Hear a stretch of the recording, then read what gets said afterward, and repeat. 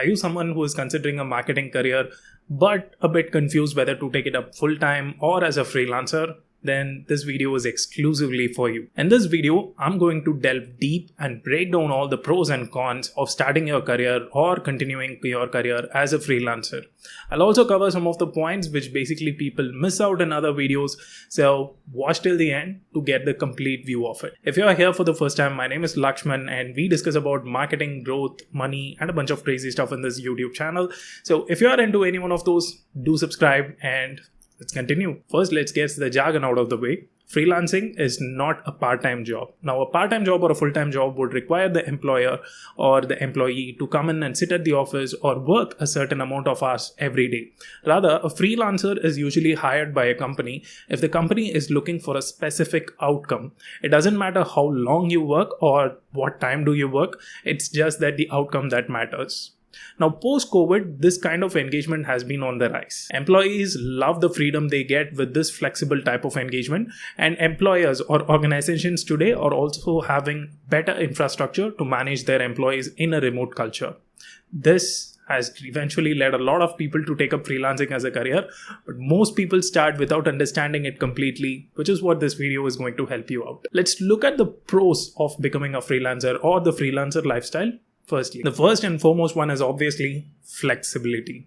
Like I said, when a company hires you, it's going to hire you for a specific task or a specific deliverable. This might not require you to come into the office or work every day for X number of hours, unless your engagement dictates that way. Usually, freelancers are hired for specific outcomes and specific deliverables. Let's say if you're a content writer, you will be asked to deliver X number of blogs or content in a week or so, and it is totally up to you where you work, when you work, or how you deliver those blogs. As long as your work is delivered on time and it is of the right quality, you're not going to be answerable to anyone. So the kind of flexibility is true and you get a lot of it. The second biggest advantage you're going to gain of becoming a freelancer is the exposure part. Yes. As a freelancer, you would be working with multiple clients, which means clients from different industries. You would be working with someone who is into AI. You will also be working with someone who is into probably a pet store. Yeah. I know there are certain freelancers who restrict themselves to one particular domain in order to build their expertise. But early in your career, I would encourage you to try more domains as possible. This would give you a lot of learning and a lot of questions to ask yourself about in terms of your work. What works in one industry might not work in the other, and this learning is really important in the early stages of your career. So make sure you get full advantage of the exposure which you get by freelancing. Third one, yes, we cannot skip freelancing without talking about this, the money part. You will definitely unleash a higher earning potential, but this kind of varies as well. Now, as a freelancer, you're basically exchanging your time for money. So you're basically limited by the amount of work which you can take up. Let's say if you want to work only 4 hours per day, then that's the amount of work you can take up. But let's say if you can work 12 hours per day, then which obviously means more work, which is directly reciprocal to more money. Now, that's not the case in a full-time job where your salary is kind of fixed and it doesn't matter how long you work, the outcome is pretty much going to be the same. So yeah, it is safe to say that in most cases, especially for people between 1 and 5 years into the career, their earning potential will be much higher if they are working as a freelancer compared to a full-time job. The fourth positive of being a freelancer is taxation. Now, take it with a pinch of salt when I say this. The salary classes in India is actually taxed based on different slabs. There is the old regime, there is the new regime, and there is the up to 5 lakh, 5 to 10, 10 to 15, 15 plus. There are different brackets in which you will be taxed. But as a freelancer, there is a flat bracket of 10% on all your invoices. So whenever you finish your work, you raise the invoice to a client and the client will deduct 10% of your invoice and will pay the remaining amount to you. The 10% is paid as tax under your name, which is called tax deductible at source or commonly called as TDS. And this is a flat 10% irrespective of whatever you're earning or how much ever you're earning in a month. If you're someone who is earning chunk of your money from one client, or if you're earning an average amount of money from multiple clients. This TDS might vary for you, so do your own math. But again, in most cases, it is going to be much better than a salary class who's paying roughly around 30% tax. Hey, but I repeat, do your own math before you call me out. Okay, so far we have discussed all the bells and whistles. Now let's get into the actual deal. What are the cons of becoming a freelancer? First and foremost thing is inconsistent income. Yes, I know it's hard to say this, but early in your career, when you start as a freelancer, get used to this. Freelancers are prone to fluctuated income. Now, in a month, a client may discontinue with you, or they may reduce the amount of work which is given to you, or sometimes they may just delay the clearance time for that particular invoice. In every possible way, a freelancer is supposed to be on the edge month on month with respect to the income they are earning. But over a period of time, you will get a fine understanding of how much you will be earning per month, so that it will be much more easier for you to calculate on a monthly basis, and your deviations will also start to come down.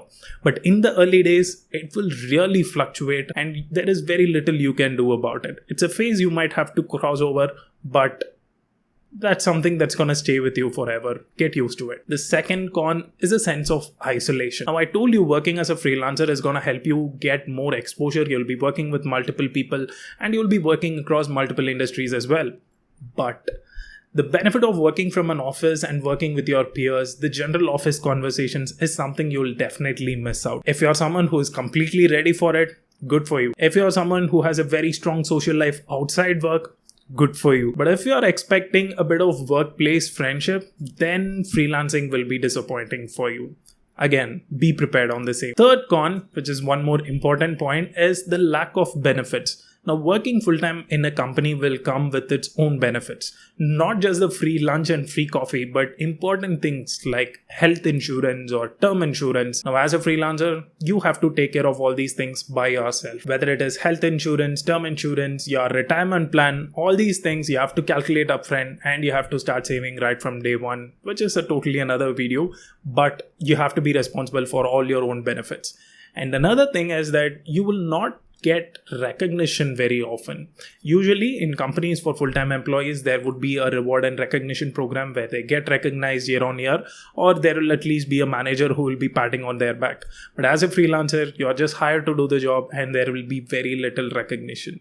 I know this is a harsh truth coming in, but it's better said out loud. The fourth and the most important point, which you should completely understand before becoming a freelancer, is that you will not just be a freelancer.